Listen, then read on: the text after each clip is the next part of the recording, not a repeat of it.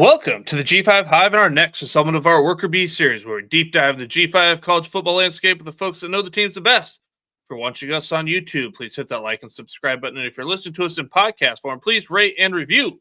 Today, we'll be heading over to the American Athletic Conference to take a look at the Navy Midshipmen, who finished 10-3 in 2024, winning the Commander-in-Chief's trophy and defeating Oklahoma from the SEC in the Armed Forces Bowl.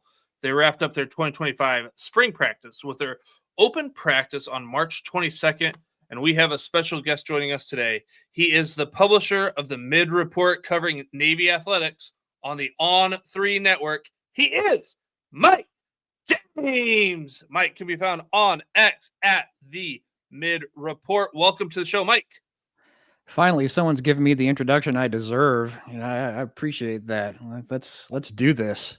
Let's get after it. But before we get into the football aspect of it, for those who are just turning in to the G5 Hive for the first time, can you tell us a little bit about yourself and how long you've been covering Navy football? Yeah, so I grew up as a Navy fan as a kid, and I went to the Naval Academy. I graduated in 1999, and I started writing a blog about Navy football in 2007. I had just come off of active duty, and as I watched the coverage and just kind of the conversation around Navy that I would see, I just wasn't seeing the kind of coverage that I was hoping to see. So I decided to go out and do it myself. I just I had some pet peeves. A lot of times service academies kind of get lumped together a little bit. There isn't a lot of times there isn't a lot of respect around an option offense. People call it a gimmick offense or something like that. So I was hoping to give just a Navy perspective on things, kind of treat the offense like it's an actual normal offense, not the gimmick offense that people call it. It just kind of grew from there.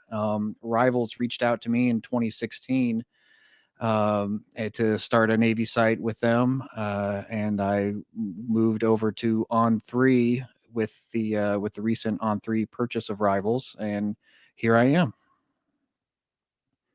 Well, let's move over to some Navy football. And for those not familiar with Navy's offense style, how would you describe it? I know one thing I was really excited by last year was Drew Cronick, and he really seemed to kind of bring another dimension, or he, we saw more electric plays last year than maybe we've seen in the past. But how would you describe that offensive style they run there at Navy?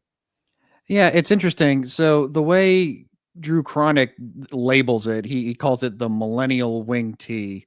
And when you hear wing tee, you might think of Tubby Raymond and all, like 1989 Delaware or something. And some of the terminology is the same, but it's really different. I know that's kind of what I was expecting to see. So last year at the end of fall camp, Coach Cronick invited some media members to come in and basically have a little film session with them. And I was wondering, oh gosh, this is the wing tee. I want to see what's different. And I was actually surprised at how much of what he showed us was similar to what Navy had been running for the last 20 years. And I think if you look at what Navy's doing, fundamentally, it's still an option offense, but where the differences are where the offense adjusts away from the option. So if a defense does certain things to stop the option, what are these plays that you go to in response to those adjustments? I think that's where you're seeing a lot of the new plays, the differences from the Navy offenses of the last 20 years. I think that's where you see a little bit more of the wing tee elements, not necessarily straight belly series, buck sweep, that kind of thing. But still, some of those flavors where it really looks like a lot of offenses in one on the surface, but execution wise, it's still series football. The offensive line you still do a lot of different things off of similar looks, which is what makes it effective for a service academy, where that kind of repetition and consistency is really the key to success. Well, Mike, Navy's always had a strong running game, and 2024 was no different as they ranked sixth in the nation for rushing offense with 248 yards per game. Last season, they also had a lot of explosive plays, ranking sixth in college football with 13 plays going for 50 or more yards. So let's start by looking at the position that keeps this offense humming, and that's the quarterback. Navy returns their 2024 star in Blake Horvath. How did Blake look in the spring? You look good. It's there was no contact in the spring with any of the quarterbacks, so there's a little everything gets taken with a little bit of a grain of salt. But the staff knows what they have in Blake Horvath. A lot of the talk about Blake over the spring was, okay, we have a baseline of what we know he can do. What more? How much more can we give him? And I think that's actually very important going into this season, because traditionally one of the advantages of an option offense is that you don't really see it that much. Very few teams run it, but in the American Athletic Conference, you got 3 option teams because Army's in the conference now, and now Rice is moving over the option with Scott Abel, who's coming over. So there are teams like UAB who are going to face 3 option teams within the conference in 1 year next year.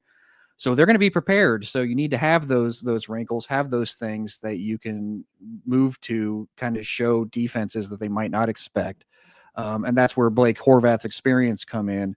They start to look at what more they can put on him. Now, I think that means that they're going to throw a little bit more this season.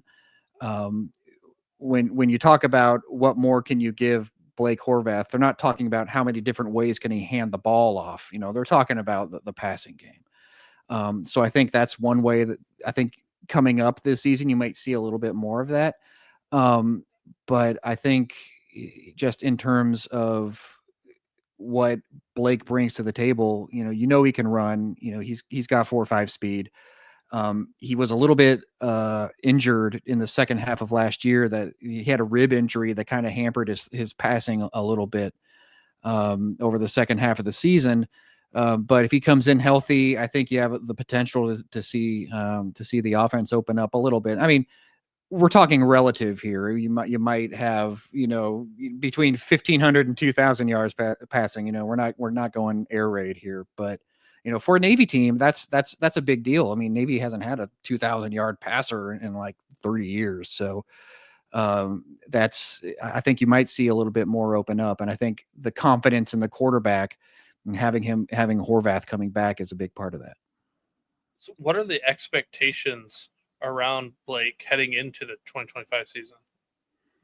So I think one of the things, like what kind of what I just talked about, what more can you give him? But I think a big focus for the coaches this year is keeping him healthy.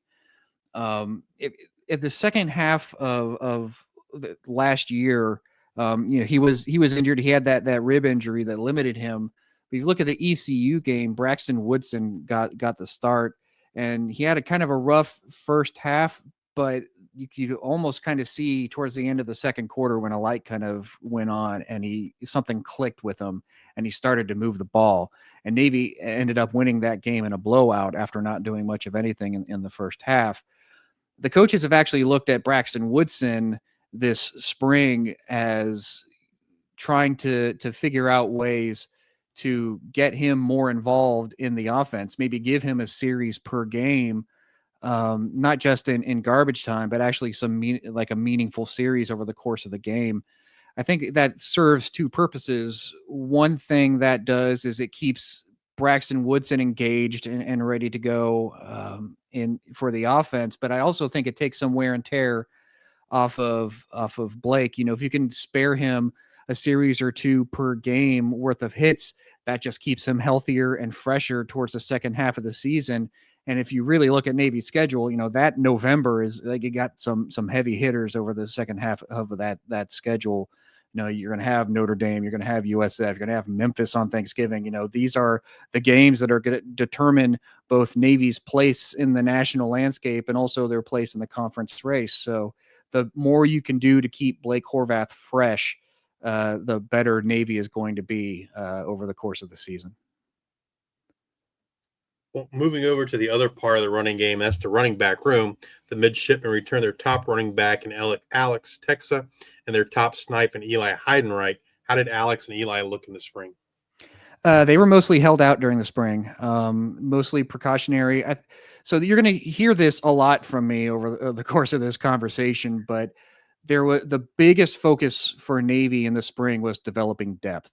They knew what guys like Alex could do. They knew what Eli could do. Brandon Chapman's another snipe. He plays the A snipe. He's coming back, but they held him out for most of the spring too, just so they could develop the guys behind them, because they know these guys, what these guys can do. So they actually didn't do that much, but a lot of that gave a lot of snaps to, I mean, they got mental reps. They were in the practice room and all that. But it gave a lot of those on-field reps to a lot of different guys like Isaiah Bryant, who saw a lot of time on special teams last year as a kick returner. But he had a really good spring. Vic Listorti at fullback, he was a guy that was recruited as a fullback, was moved to snipe because he's a pretty athletic guy. Didn't really take at that position, but came back to fullback in the spring. And Navy has what they call the Admiral Mack Award, which is the most improved player over the spring, and Listorti was awarded that. He brings that kind of slot back ability to the fullback position, that in one of the biggest differences in the offense, in the Drew Cronick's offense versus some of the past offenses, is that fullback position is a lot more versatile, is expected to do a lot more things. And Vic Listorti is able to do a lot of the same things that Teska can do. So you have more depth there. You won't really have to change much schematically if you swap out one for another. So I think building that depth was a big part of the running backs in this spring. Well, and like you mentioned earlier, in 2024, Eli was a big part of that, explosiveness of that Navy offense, both on the ground with non-explosive runs, but he's also equally impressive in the passing game, averaging 17.2 yards per reception. Should we expect a similar amount of usage for Eli in 2025, or do you think they look to get the ball even, in his hand even more? It's kind of interesting. So Heidenreich had, I think, 671 or something like that receiving yards last year. If he gets 680, 685 yards receiving this season, he will be Navy's all-time leading receiver. I know that's got to be a goal for him. And we're talking about a record that stood for almost 60 years now, which says about as much about Navy offenses over the last half century as it does about him. But I think it kind of goes to show about just how Drew Cronick's offense is kind of evolving the way you think about offense at Navy a little bit. And I think the production that you see from Eli Heidenreich is very emblematic of that. Just the position he's in to set that kind of a record. So I don't know if he's going to be used more. I actually think that he'll at least be used as much, but I think as Navy might extend the passing game, they might look to kind of incorporate some other positions as part of it. But you can't not throw the ball to Heidenreich. He's been such a playmaker for 2 years now. You want to put the ball into your playmaker's hands, and he's one of them. So I expect at the very least similar production from him this year. In 2024, Alex led the running backs in rushing yards with 579. He also led them in touchdowns with 8. Should we kind of expect more of the same here in 2025? Him kind of doing the dirty work between the tackles? Yes and no. I think he is going to be between the tackles, but part of the position. If you remember back in the Army-Navy game on the first drive, the key play of that first drive was a 3rd and long where it was a screen pass to Teska, and he took it down like 30, 35 yards up the right sideline for a big first down that set up Navy's first score. That's the kind of versatility that Teska brings to the table, and that's kind of expected in the offense now. Typically, in an option offense, you think of the fullback as being kind of a bowling ball that just kind of blasts people in the A gap or something. But while Navy would still happily take anyone who's capable of that, ideally you want that more versatile guy so that you can't really dial in on any one threat on any given play. So I think you can expect Teska, and I think he's too good. I actually think that less than 600 yards rushing for Teska is actually maybe underusing him a little bit. And I think, again, if you want Horvath to keep Horvath healthy over the course of the year, you're going to have to get guys like Alex Teska involved, especially if you have the kind of depth that you think you have with the emergence of Vic Listorti. I think you want to get these guys the ball a little bit more, not just because they're able to, but because it'll take a little bit of wear and tear off of Horvath over the long run. Well, Mike, let's take a look at the wide receiver room. Navy returns their top two wide receivers in Nathan Kent and Luke Hutchison. The duo combined for 250 yards and 2 touchdowns, most done by Kent there. We know that Navy loves to run the ball. We've talked about it here so far and utilize the slot backs in the passing game. But do you think the wide receivers will be utilized a little bit more in 2025 when you talked about Blake Horvath maybe getting to air the ball out a little bit more? Well, they want to be. That's for sure. One of the things talking with wide receivers coach Mick Yokaitis this spring is that he's challenged his receivers. They want to be more of a target than they don't want Heidenreich to be the only real target in the passing game. They want to get more involved. Last year, what they were really used for, particularly Nathan Kent, is just to stretch the field. Even an incomplete pass can serve a purpose if it stretches the field. And in Kent, you have someone with world-class speed. He's an All-American in the 400 meters. He went to the Olympic trials and was a semifinalist in the 400 meters there. So he's got that kind of speed that can stretch a field.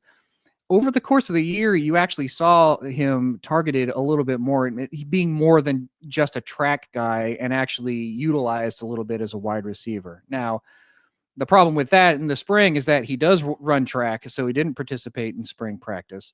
But that did give a lot of reps to Luke Hutchison, which if you talk to the coaches, they'll tell you he actually can match Kent, match Kent's speed. And, they do the GPS tracking, and he was actually a little bit faster on some of those measurements. So they have that kind of ability. How they factor in and become more of a target in the passing game than just, the guy running the long route. We haven't seen it yet. We know they want to be, but it's something that they need to work on. But the interesting thing will be to see, does it take Kent a long time to get acclimated to football again after running track? The coaches all say that he's a very hard worker. They feel pretty confident that will be the case, but you still have to see it once fall rolls around. So they have the ability to stretch the field. I think the question is how else can they be utilized beyond just running those go routes? So that kind of helps. So I was kind of curious if they're going to target the wide receivers or that slot back more, but it sounds like maybe utilize the wide receivers a little bit more. Now, do you think it's mainly just Kent and Hutchinson, or is there somebody else that we need to keep our eye out in the spring, or that we need to keep our eye out in the fall for? So because Kent didn't practice because he was running track, it was Hutchinson that was getting most of the first team snaps. The other wide receiver that played his way into the depth chart is Casey Smith.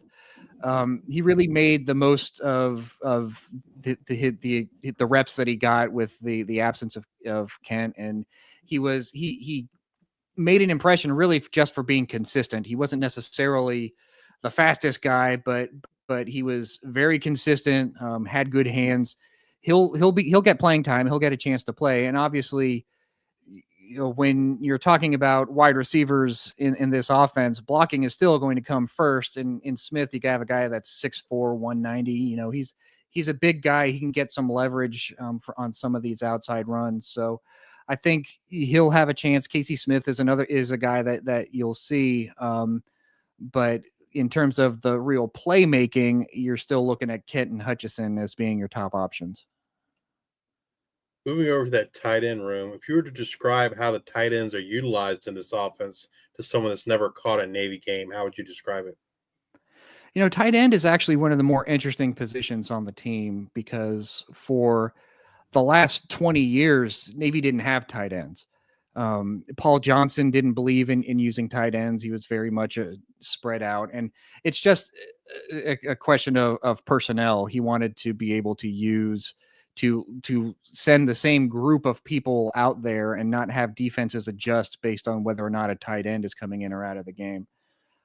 So when you have the tight end room now, a lot of the players there are converted from other positions. So you have guys that played linebacker or guys that played fullback or whatever has comparable size. So it's still I don't want to call it a young position, but in terms of its actual use in the offense, it's still in the formational stages.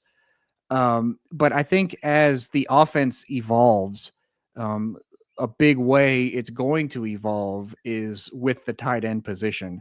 We still really haven't seen what Drew Cronick really intends for this position because the players there aren't necessarily recruited to his vision of the position, with some exceptions. So the number one exception is the starter, Cody Howard. Now he had suffered knee injuries, and so he missed almost all of 2023, was out for the first part of last season, didn't really get a chance to get involved in the offense until the later in the year. But when he did, he actually made an impact. And he's a guy that he's 6'2", 231. He's a good route runner. He has that opportunity to be a factor in the passing game. And I think if we're going to see more passing out of Navy this year, and again, I say more passing, being very guarded about what that means. It's not going to be a ridiculous amount, but I think a lot of that increase is going to be directed towards Cody Howard because he's going to be healthy and start the year and be an option for the course of the year. You look at the rest of the tight end room. Jake Norris is a guy who gets a lot of praise for his blocking. He's 6'3", 230. He's a good inline blocker. You have a couple other younger guys, a couple sophomores in Will Miles and Theo Elwell. They're still raw, but they're 6'4", 6'5", 230, 250. These are guys that the first group of guys that were really recruited to the position. So I think as they progress, you'll start to see they're going to be pretty significant factors in the offense over the long term. But I think really the utilization of the tight end beyond blockers, which is still the number one role of the position, any additional use of the position will be determined by how comfortable Cronick is with utilizing Cody Howard. And I actually think they want to get him more involved. Well, Mike, let's move over to the offensive line. And it looks like this could possibly be a concern in 2025 as they lose 3 starters and 4 reserves. Couple that with the fact that they returned 2 starters and only other 3 players that saw snaps in 2024. You mentioned in the spring a lot of depth opportunities, getting a lot of guys who are getting opportunities to fill in that depth. You can kind of see my concern here. They do return Ben Previs, who started every game at left guard, and Cam Nichols, who started 9 games at right guard. What are your thoughts on this unit heading into the 2025 season? So as far as the offense is concerned, offensive line is the biggest concern on the team, and particularly at tackle.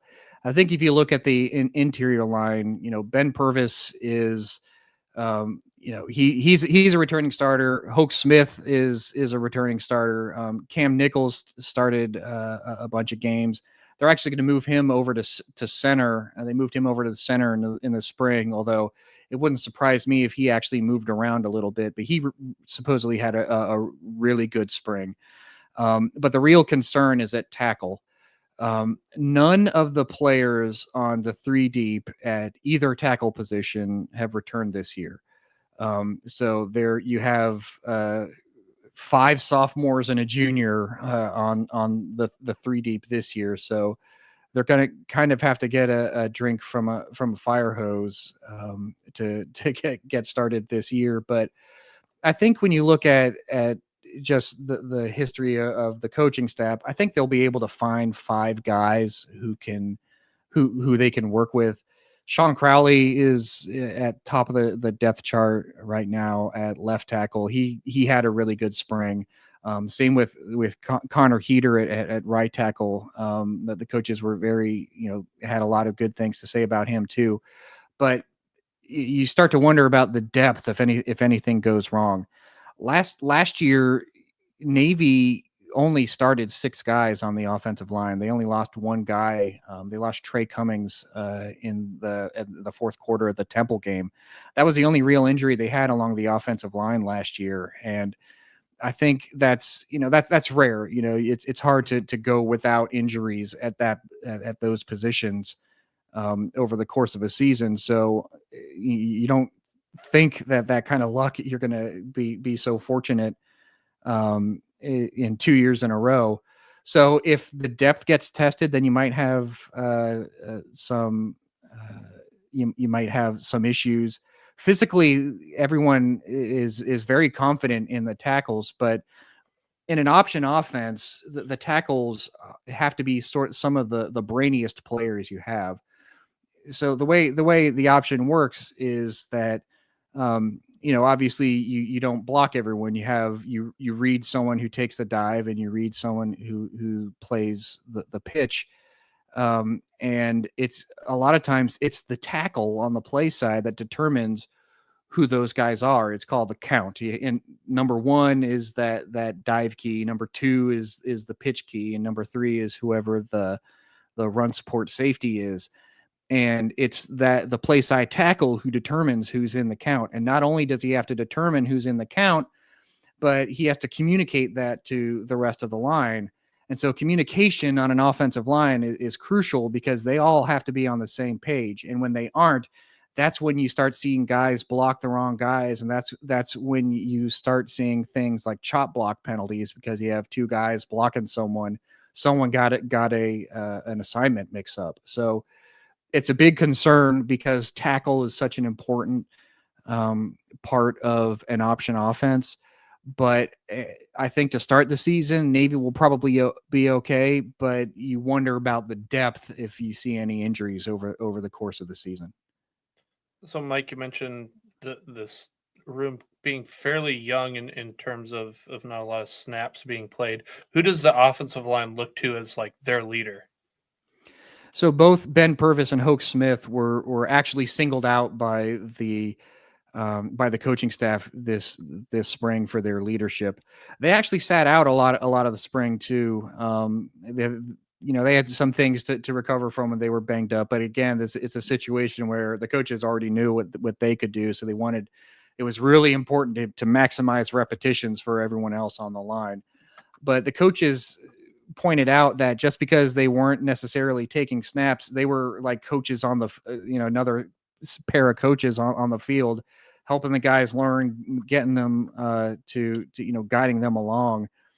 I think overall at the position, I think there's a chance that we still are going to see some shuffling even coming into fall camp. The goal is to get your best 5 guys out there.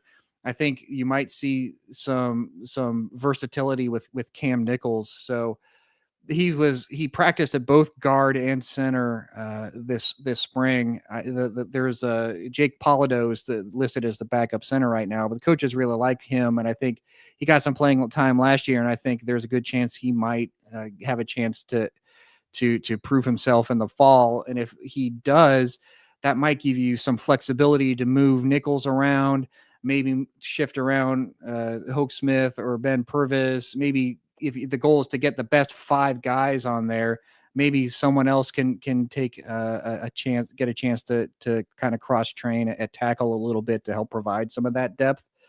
But leadership wise, both Ben Purvis and Hoke Smith were singled out for their work with the line over the spring. Well, there's opportunities here for someone to just shine in 2025 on this offensive line. Who do you think is ready to kind of seize that opportunity and take their game to the next level? It was kind of interesting.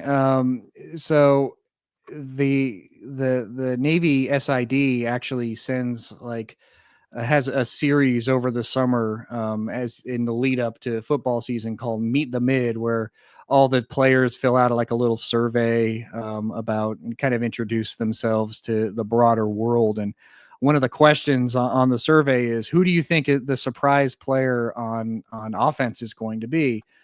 And the most popular answer for a surprise offensive player among the defensive players was Isaiah Bryant. Bryant, again, he had that chance to get a lot of snaps because Brandon Chapman didn't really play much in the spring. For the purpose of getting more snaps to guys like Bryant. He's on the smaller sides, but he's really fast. Kind of, to use a cliche, kind of moves like a water bug out there. And I think, the players, obviously the guys that have to tackle him were impressed with his performance in the spring. Now, if you had to ask me, I think the surprise player would be Cody Howard. I do think Navy wants to pass the ball a little bit more. I think that the tight end position is something that Drew Cronick instinctively wants to feature. If you look back at his offense back when he was at Furman, they threw for 2,600 yards that year. And I think if that's kind of the ideal of what he would like to get to. And I think you're not going to throw it all to Heidenreich. I think you want to have some other options. And I think Cody Howard, if he's healthy from the beginning of the year, I think he has a chance to really kind of break out a little bit for the mid. So I would pick just the evolution of the tight end position and Cody Howard being the beneficiary of that. I'll move over to the defensive side of the ball. And for those not familiar with Navy's defense, can you describe the style and scheme they run? Yeah, so on paper it's a 3-4, but like a lot of defenses, they have a lot of hybrid positions. So if you talk to the coaches and ask them to describe it, they would just call it multiple. They will be, because they have hybrid positions. So they have the Raider position, which is a rush end basically, but someone who still drops it. It's that kind of hybrid defensive end, linebacker guy. And then they have what they call the striker, which is that hybrid outside linebacker / safety. And these guys can line up, favoring either side to give a different look depending on the matchup. The real goal of the defense is less about alignment other than maybe against the option teams. But what they really try to do is they try to look unconventional. They one of the unique things about Brian Newberry and now PJ Volker is that they really focus on confusing individual players. And they do that by things like unconventional run fits. So you'll have guys who might be lined up over one A gap, but then will stunt around to the opposite C gap or something on a running play. And they have this kind of constantly doing this kind of across the board to the point where offensive linemen a lot of times end up blocking the wrong guy and leaving someone unblocked. So you see a lot of tackles when it works. You see a lot of tackles in the backfield. A lot of havoc plays. It works a little bit similarly in coverage too, where you'll see a lot of zone blitzes, a lot of zone coverage, but guys coming over from places where quarterbacks might not expect them to be coming from. So you'll see a lot of turnovers. And in Navy's wins last year, one of the biggest factors was points off of turnovers. It was something like Navy outscored the other team in their 10 wins last year, something like 100 to 20 or something, in points off of turnovers in those games. So it's really focused on creating confusion, creating creating turnovers and negative plays, which I think for a service academy is important, because you're not going to line up physically and just maul the guys across from you and just physically be like a brick wall against these guys. You have to find different ways to make plays, and for the last since 2019, it's been very successful for Navy. Well, let's talk about the guys up front along the defensive line. This group returns just about everyone from 2024. They do lose the defensive end Justin Reed, who led the team in pressures with 41, but they return a lot of talent on the interior with Landon Robinson, Kendall Whiteside, and Griffin Willis. How did this defensive line look in the spring? It looked great, actually. And I think one of the things that you would be a little bit more concerned about the Navy defense this season, because they've lost 200 tackle guys at linebacker.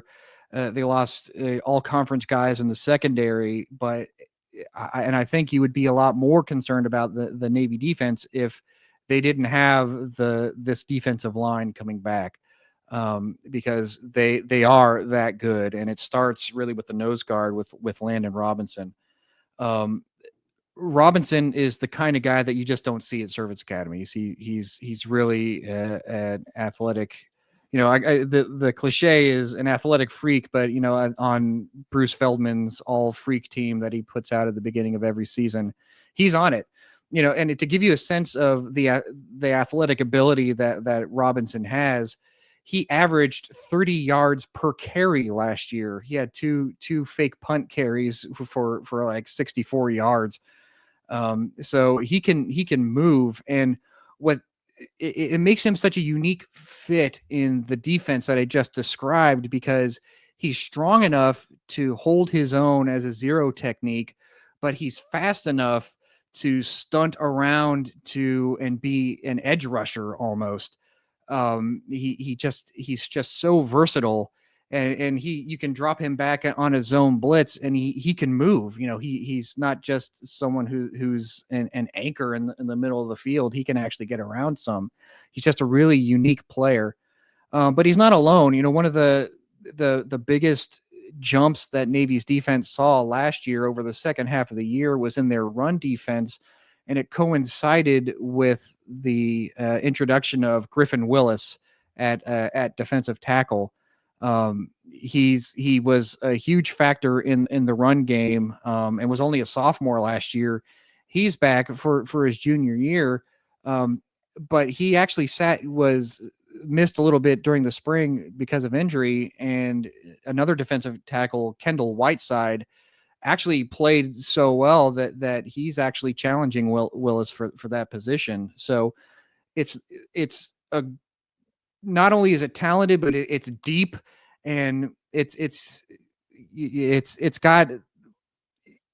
has the potential really to set up the rest of the defense, and it needs to, because there are losses at a lot of the other positions. Well, with Justin Reed moving on and graduating, this defensive line's got to find someone new to kind of help replace the pressure that they got a year ago. Did anyone kind of stand out to you in the spring? Yeah, so Julian Mudame is a sophomore. He's 6'3", 263. He took most of the first team reps at defensive end, and he's one of those guys that made a real leap, and got a lot of praise from the staff. One of the interesting things about a service academies in general is that freshman year can be really draining on guys, and physically you don't necessarily know what a guy can do when they line up as a freshman, because it takes a lot out of your legs. You do a lot of running in plebe summers, so you're not putting on weight. So it's, physically guys can't necessarily perform. So when you come out as a sophomore, a lot of guys seemingly come out of nowhere, and Mudame is one of those guys. Another guy at defensive end that stood out was Benjamin Franklin. He got a lot of praise from the coaches about his speed. He's a smaller guy. He's 6'3", 240. He just needs to kind of fill out a little bit before he meets kind of what the coaches expect there. But they have a lot of high hopes for him, and I think situationally, with the development of Whiteside, kind of his emergence at defensive tackle, you'll see times when it'll be Willis, Whiteside, and Robinson kind of along the defensive line. I think situationally, you might see a few different combinations of guys. So Mudame is the man right now, and there will be more competition in the fall. But it's the kind of position along the lines where, whether they're going to play, they'll have a package for the option, they'll have a set for the run, a set for the pass. Guys are going to mix and match at that position. The important thing, more than just being a starter in this case, is just having that positional flexibility to get the best guys for the situation. As you've already talked, Landon Robinson is one of the best interior defensive linemen in the conference, in the G5, maybe in all of college football. But what are the expectations for him here in 2025? I mean, he's an all-conference guy. I mean, he's really. I think the expectations for him are especially big this season, just because with any defense, you look for strength up the middle, right? You want that strength at that zero technique. You look at your inside linebackers and you look at the safeties. But it's everyone behind him is new, so he's really going to be expected to wreak some havoc up the middle to free up those linebackers to make some of those plays. And you saw what he could do last year. I mean, there's a reason why the two inside linebackers last year had 100 tackles or more. It's because of the work of guys like Landon Robinson. So one of the things that's especially interesting about him, and that I think demonstrates his athletic ability the most, is that he had over 60 tackles as a nose guard last year. That's incredible production from an interior defensive lineman. I mean, you'll see linebackers that don't have that much. But it just shows you at how rangy he is, how Navy likes to use him, the versatility that he gives them. And he's the kind of guy he'll need to repeat that, just because the players behind him, they're going to depend on keeping those offensive linemen off of them to be able to make plays themselves. Well, the linebacking group on paper looks like it could be a concern as the midshipmen lose two tackling machines in Colin Ramos and Kyle Jacob in the middle. I think it was the Memphis game. Ramos had like 20 some tackles in that game. I think it was week 4 or something. Just unbelievable. Anyways, but they do return Luke Pierce on the outside, who is third on the team in pressures in 2024. How did the linebacking group look in the spring? They looked really good. So you don't want to discount the loss of guys like Jacob and Ramos, because that's more than 200 tackles between them. That's you can't just write that off. But the good news is that the guys that are stepping into their places, they did get experience last year.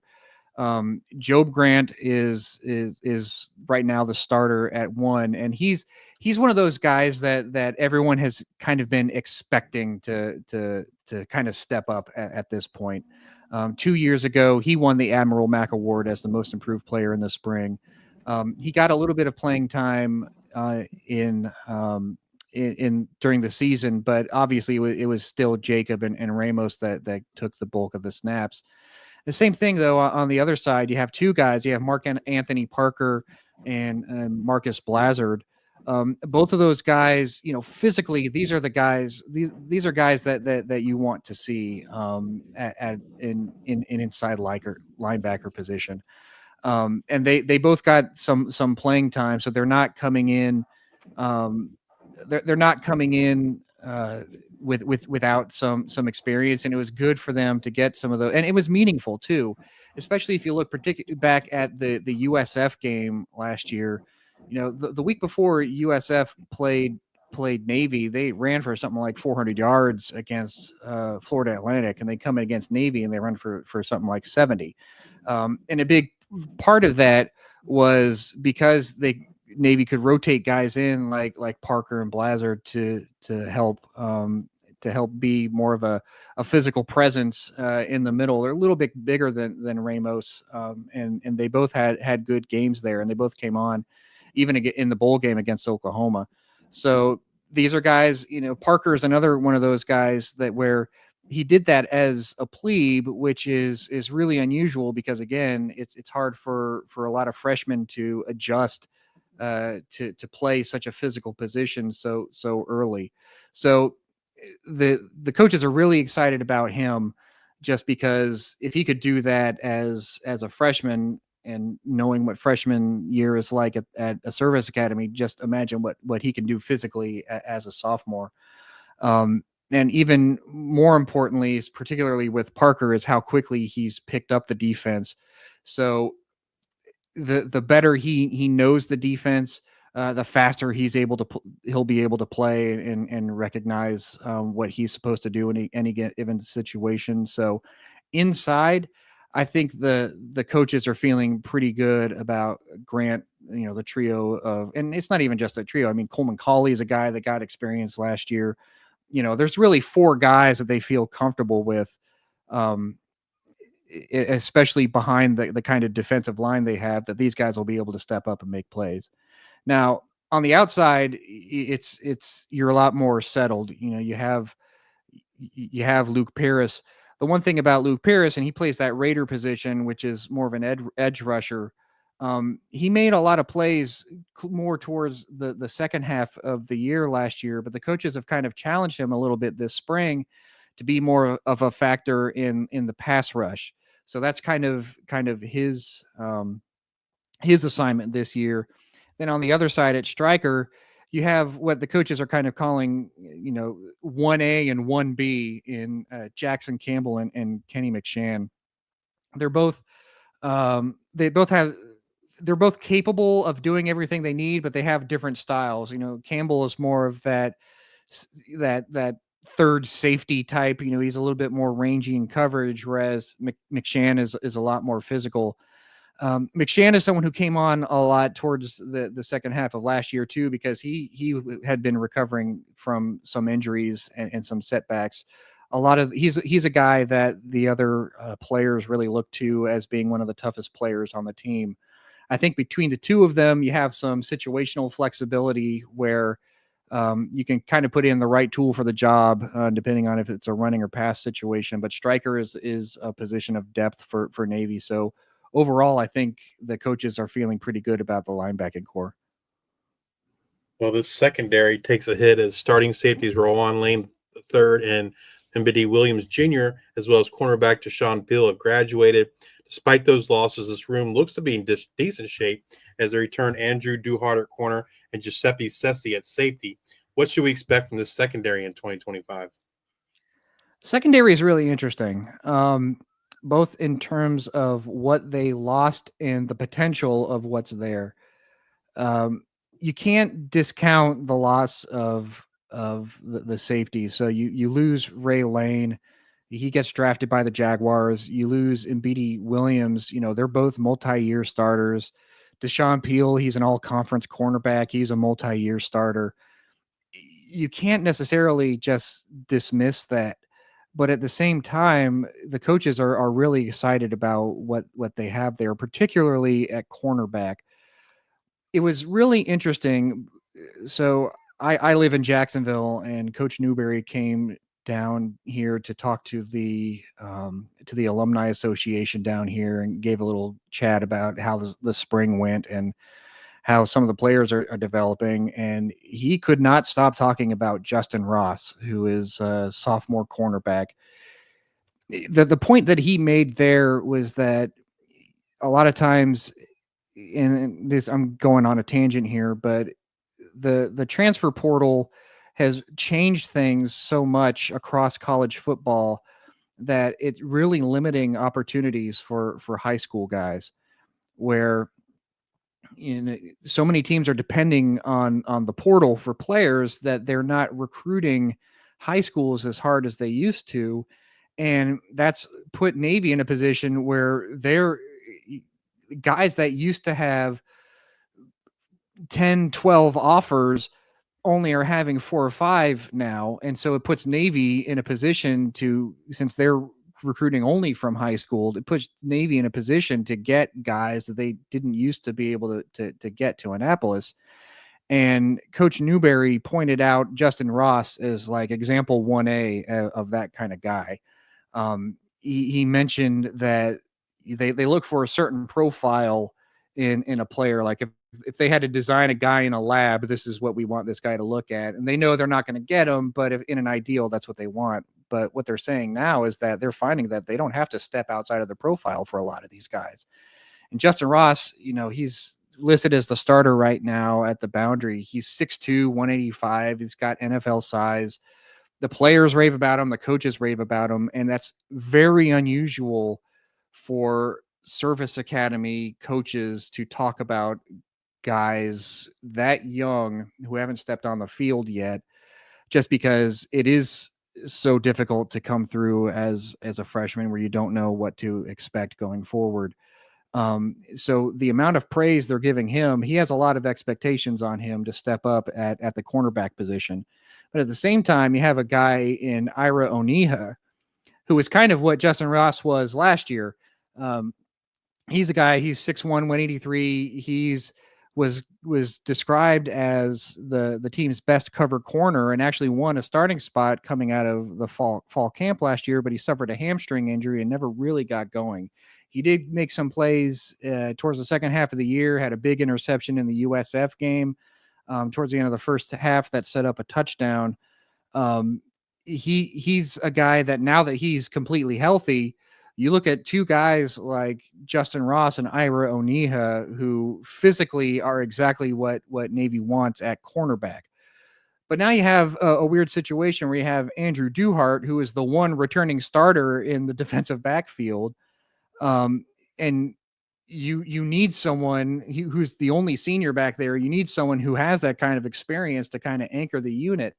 So it's interesting. They've experimented a little bit with Duhart. They tried moving him to nickel a little bit. He got some time at safety.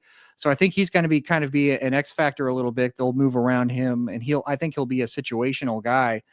And then at safety, when you look at what Navy lost, they didn't just lose guys that are physically capable. They lost guys who are really quarterbacks of the defense. These are the guys who can look at everyone in front of them, make sure they're lined up correctly.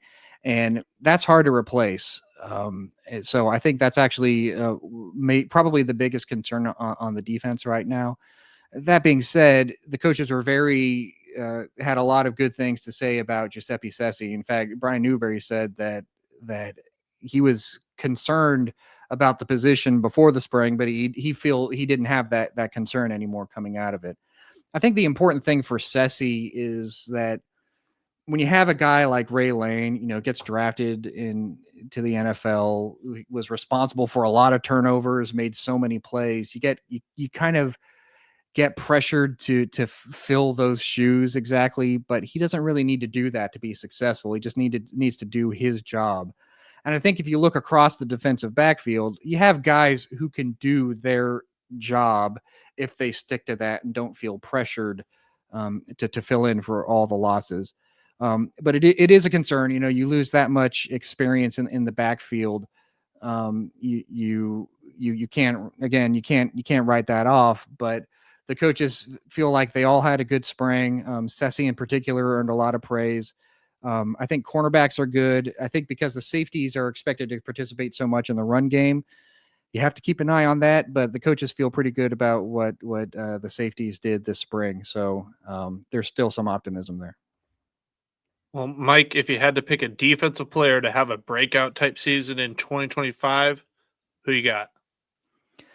It's interesting because when you have guys on the defensive line who are all coming back, you can't really call it a breakout season because they have expectations. I think if there's someone to have a breakout season, I would think just based on what the coaches said, I think it would be Justin Ross. Um, and even with the hype that he has, I almost feel uncomfortable hyping him up even more because he is. I mean, it's not something I've seen. He didn't play last year, so I don't know this, but it's just so unusual for the coaches to talk about someone at a service academy like this and kind of put the pressure on him a little bit that you have to expect him to have a good season. So if I was going to pick a guy, I would say Justin Ross back.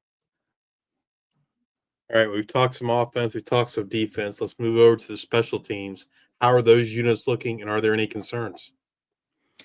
There are some. The biggest concern. So if you look at what Navy lost, they lost really the best punter in school history last year with Riley Reithman. So replacing him was the biggest priority this spring. Jacob Carlson is going to be the one to fill that role. Special teams coach Ricky Brown said that both the punters, Jacob Carlson and Stephen Glenn, they were both kicking the best balls that they've done in their careers. So there's some optimism there, but you have to see it in a game situation because Reithman was so incredible, not just with his distance and hang time, but his placement was really good too, and putting balls inside the 20, inside the 10. So for an option offense, you really try to play a field position game a lot. And so a punter can be a pretty significant weapon. At kicker, you have Nathan Kirkwood, who's back after last year. He had a good spring. I think the biggest concern with him is just consistency. He's shown that he has a leg, but he wasn't really consistent last year.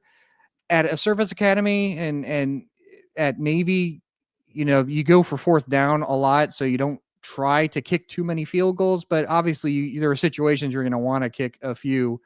It kind of seemed like towards the end of the year that maybe the coaches lost a little bit of confidence in him and maybe went for it a little bit more than they would have otherwise hoped to do.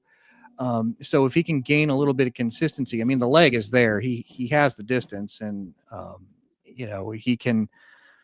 We've seen him make kicks. It's just that we've also seen him miss extra points too. So it's a lot of, he has a tendency to kind of kick some line drives. So he had a couple kicks blocked as well. So he did have a good spring though. So and he's focused only on place kicking duties. The kickoffs are handled by Lance Gossett, who's back after last year, and he had a pretty good season. So there's some concern there, just in terms of consistency, but with any luck, Navy won't be settling for field goals too often.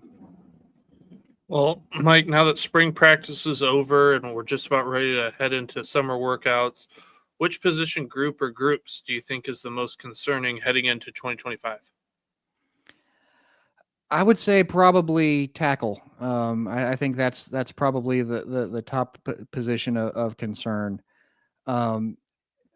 Physically, they can do what they got to do, but everything that everything kind of hinges on them with the offense. Navy has so many players returning, so much production in terms of carries, in terms of passing and receiving, that it really comes, the offense will go where the offensive line takes it.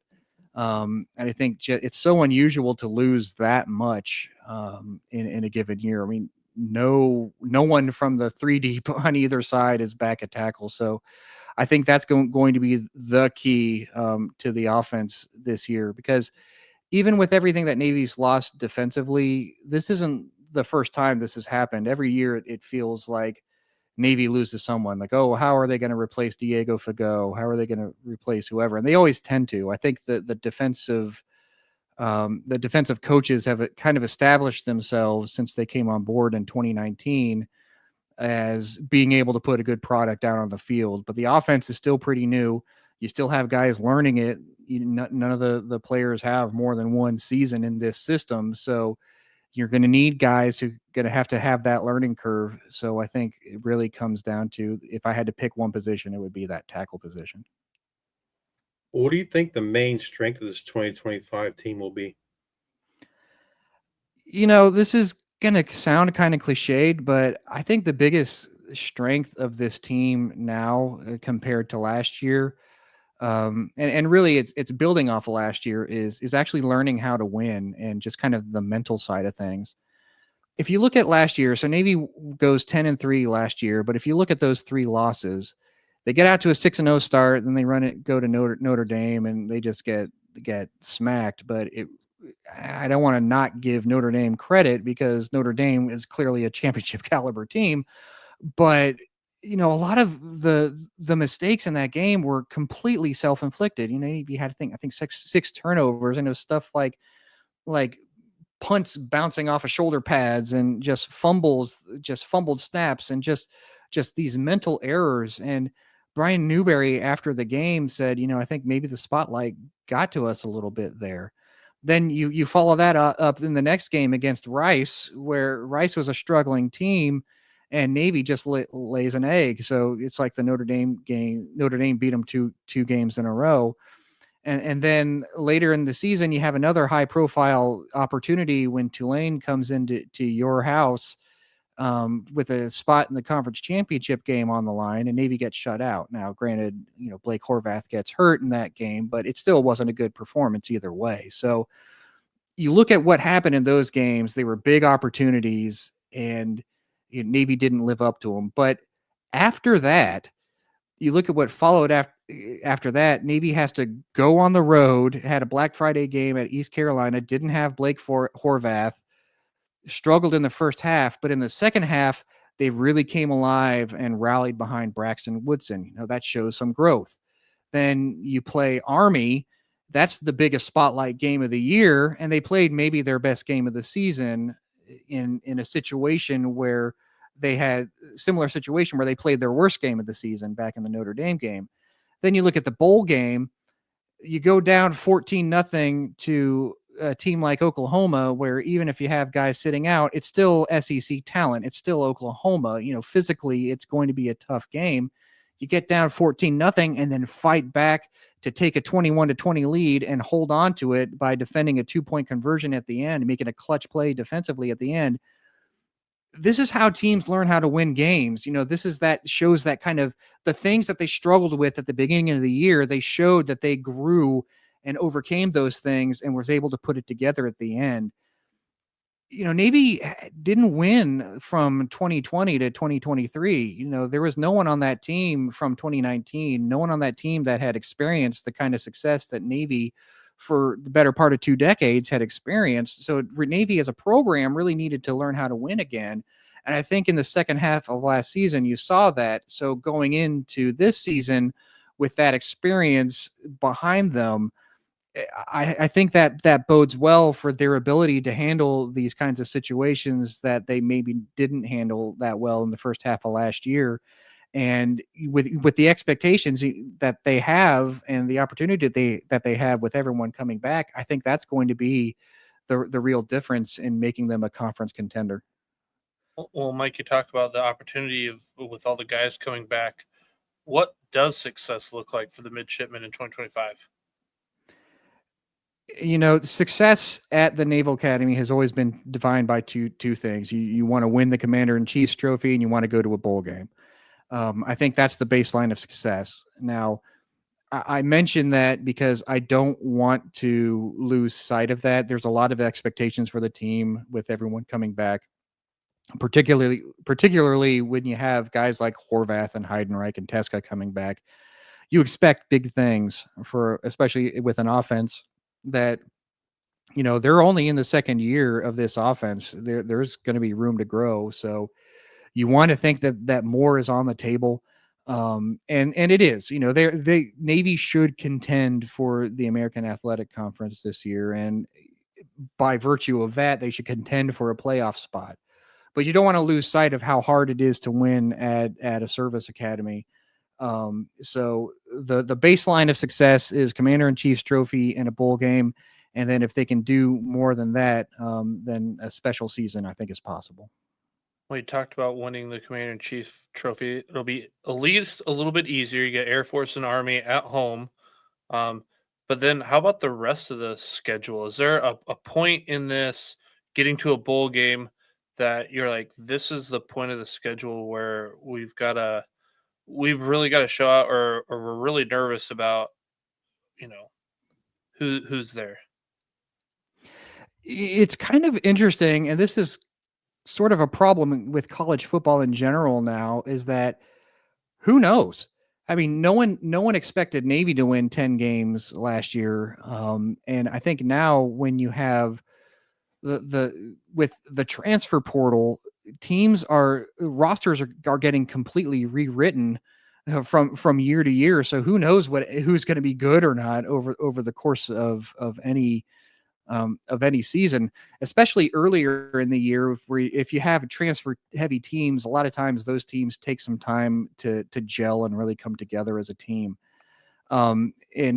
In the American Athletic Conference, there are so many new coaches. I mean, Tulsa has a new coach, Temple has a new coach. Up and down Navy's schedule, there are a lot of unknowns, so it's hard to say who's going to be good and who's not going to be good. But I think if there's one thing you can really point to, it's Navy's November schedule. So November 1st, they're at North Texas. And I think North Texas, they kind of fell apart a little bit at the end of last year, but that's still a team that I think has the ability to score some points. And I think it has a chance to be pretty good this season. November, the next week, they're at Notre Dame. They're playing a primetime game at Notre Dame Stadium. The week after that, they get USF at home. USF's going to be a good team this year.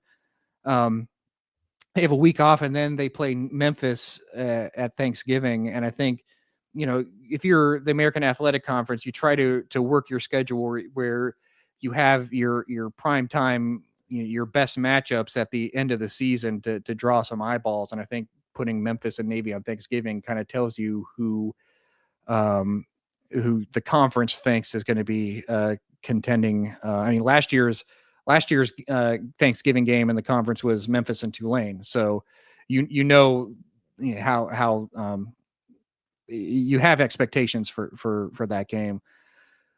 USF and Memphis, these are schools that have good they have good NIL infrastructure. So, even if they've lost guys, and they did lose some guys, they're going to be able to bring some guys into, they're going to be talented.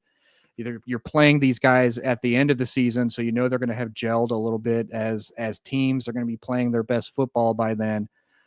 You look at that stretch in November, up until that point, Navy should, on paper, be in good shape, but that from November on is going to see, well, are they going to have a good bowl game season, or are they going to be in contention for some national recognition at the end of the year? You touched on it earlier when we started about Rice moving over to an option style offense, and now the American's going to have 3 option style teams. I'm kind of curious what you think the impacts of that might be. Obviously, you talked about maybe the impacts of Navy, but what do you think the impacts might be on the conference in general? The biggest impact is just that teams are going to spend a lot more time preparing for the option, which takes away a little bit of the advantage that option offenses usually enjoy. One of the interesting things about when teams play Navy is that they don't start the week of the Navy game. They'll have a period or two of option practice going back into the spring and into fall camp. Just so that when they turn on the film the week before that Navy game, it's not the first time that they've seen this stuff, so they have some familiarity with it. They're going to be spending even more time with some of these teams with the guaranteed option games that they're going to have on the schedule. Sometimes it works both ways, though. It's not completely unheard of for teams to play multiple option games. Certainly when there are teams that have played Army and Navy in the same season, back when Georgia Tech was running the triple, you would see teams that would schedule Navy just to prepare for the Georgia Tech game later in the year to kind of give that look. But at the same time, it can give Navy's coaches an opportunity to see how they line up and what they do in those other games to get an idea of what their game plans are. It's the kind of thing, option offenses are kind of unusual where you don't want to get too crazy with from game to game preparing for something different, because it's not going to be what you see in any other game. So what you see in the game plan you see in one game might is probably what you're going to see in the next one. So it kind of cuts both ways. I think the biggest difference is on an individual level, where players are going to learn how to beat cut blocks at the line of scrimmage a little bit, get a little more used to the speed of an option offense. A fullback dive is a fast hitting play, and a lot of teams don't adjust too well to that. So the more they see it, the more they'll become accustomed to it. So it'll be important for Navy to find some constraint plays, some adjustments to kind of throw something a little bit different out for these games, and kind of evolve a little bit offensively to make sure that that they still maintain that edge a little bit. And Mike, you talked about sometimes where the freshmen, they don't have their legs under them. It's a little bit harder for a freshman. Well, can you tell us a little bit about some of the rigors that a service academy athlete experiences that most other college athletes don't? Well, physically, I think it starts with that plebe summer. I mean, I don't think you're going to see too many offensive linemen at other schools that have to complete like a 1.5 mile run within 10 minutes to at when you're weigh 300 pounds. So the summer takes a little bit out of you at first, but I think if I was going to point to something with the service academies that's different, and there are a lot of things that everyone kind of knows now, because every time you see a service academy game, they throw up on the screen like here's a typical midshipman schedule and all that stuff. But I think the biggest difference, I don't know if people realize how different it is at every other school. At your average school, guys don't go to class anymore. They take classes online. They might not step on foot on campus nearly as much as they used to. And I think one of the things with the transfer portal is that I think that makes it a lot easier for guys to leave, because they just don't feel as attached to the school as they used to. But at the Naval Academy, they're still going to class. They're still having the same classes that every other midshipman does. They don't live separately in separate dorms, or they're still on campus.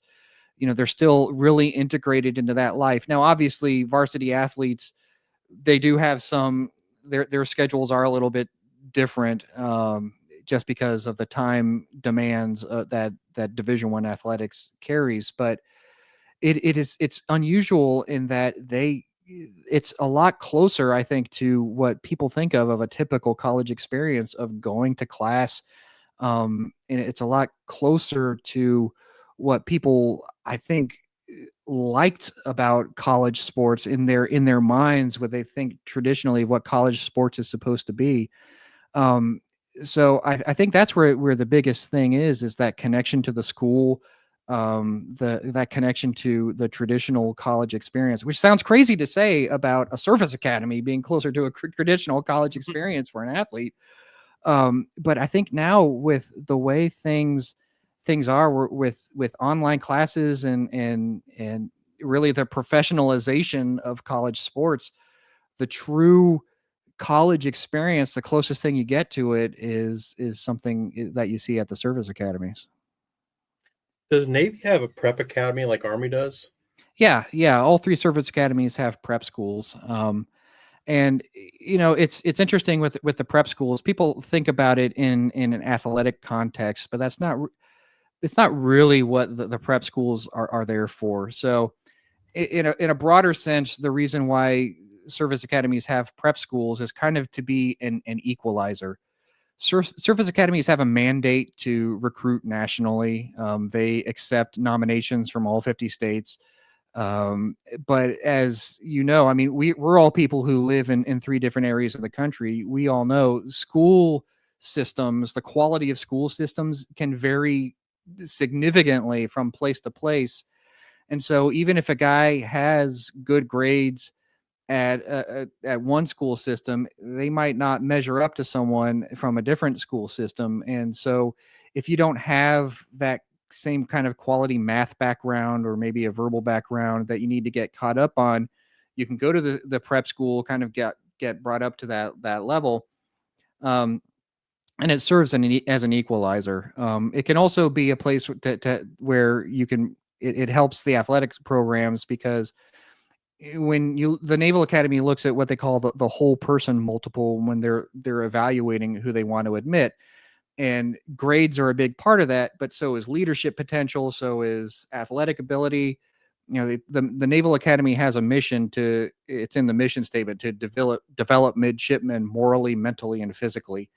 And so if you have someone who shows that leadership potential, that has that kind of Division I athletic ability, but they might need a little bit of help with their grades, they still have the potential to be a good naval officer.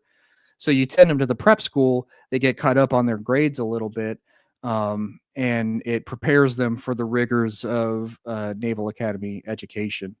From a football perspective, I think it's a little bit overrated. The only real goal that the football program has at the prep school is to get guys through, to support guys, and get them to matriculate to Annapolis. That's it. Any football development that they get from up there is a cherry on top. It's a bonus. It's not really. I mean, they have a program. They play games. They learn some of the basics of what they're doing, but it's not the goal. And especially when you come in and they're going to go into plebe summer like everyone else does, you're going to have that same kind of physical rebuilding with that we talked about before, that you don't put too much into that development football wise at the prep school, but the way it prepares them to succeed in every other aspect at the Naval Academy allows those guys to focus even more on the football side of things, because they have such a good foundation in academically and militarily, that it really allows them, because they have such a good foundation, they're more comfortable on that side of things, that they're less distracted, and they can really focus on their athletic development once they get to Annapolis. Well, Mike, is there anything else that you want to share or think that we need to know about this 2025 Navy football team? Just looking at this team, I think one thing that, looking back over the last 4 years or so, there was a lot of talk about, how successful Navy was, really under Paul Johnson and then Ken Niumatalolo. 2019 happens, they go to the Liberty Bowl. After that, the wheels kind of fall off the wagon, and there was a lot of talk kind of about, in the national audience, that, well, Navy's just fallen off, the program's lost its way or something. I don't think the program was ever as broken as people thought it was. COVID hit Navy really hard. And if you look at how players, what succeeds at at a service academy is continuity. They're not recruiting 5-star guys, but when you can bring someone in, develop them to do one job for 4 years, by the time they're a senior, those guys can execute at a level that their opponents can't match. And that's how service academies succeed. Well, because Navy lost so many players, even more than the other service academies, they lost so many players over the last 4 years, that continuity was broken. And so you see a lot of Navy struggled a lot personnel wise, and didn't meet that standard. But all the other underlying parts of the program were still healthy. That's all behind us now. And I think you saw last year, I don't know if anyone expected 10 years, but I certainly expected Navy to succeed last year, just putting all that behind them. And I think what you're seeing now is not really a rebirth of Navy, but it's kind of a return to normal for the quality of program that was established under Paul Johnson, built on by Ken Niumatalolo, and now with Brian Newberry being built on top of that. So this isn't something new we're seeing out of Navy. I think we're seeing a continuation of what always made them good, and I think they should be able to meet that standard going forward. Well, Mike, we want to thank you for taking some time out of your day to spend with us and share your knowledge. We greatly appreciate it. Before we let you go, though, I want to give you an opportunity to kind of highlight the work you're doing over there at the Mid Report and kind of highlight some things maybe you have coming up. So I'm at themidreport.com. I'm also the co-host of the Anchors Away podcast. So I team up with Bill Wagner from the Annapolis Capital, and we put on a podcast every week breaking down Navy's past games and upcoming opponents. So you can find me at both those places. I'm also on Twitter, both at the Mid Report and at Navy Bird Dog. Well, if you're watching us on YouTube, please hit that like and subscribe button. If you're listening to us in podcast form, please rate and review on Spotify or Apple Podcasts. Thank you all for your support. Until the next time, we are the G55.